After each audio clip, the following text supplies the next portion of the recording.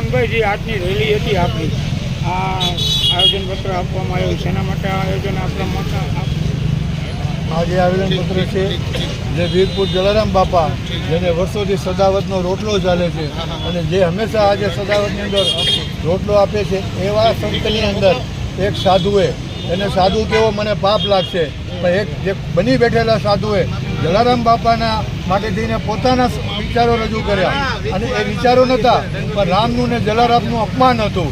એટલે આજે આ જે જલારામ, અમારો જે જલારામ છે એ બધાનો છે, એક આલમનો નથી. જલારામ બધાનો છે. તો આજે બધા અમારા સમાજોએ એક જ વિચાર કર્યો કે જલારામનું જે અપમાન કરે એ અમને ખપે નહીં અને માફી માંગે તો માફી પણ નહીં આપી. સાહેબ, તંત્ર માટે તમે શું અપેક્ષા માંગો છો? સંત માટે અમે તંત્રને કઈ જગ્યાની ધરપકડ થવી જોઈએ અને આવા માણસો જેલમાં જવા જોઈએ.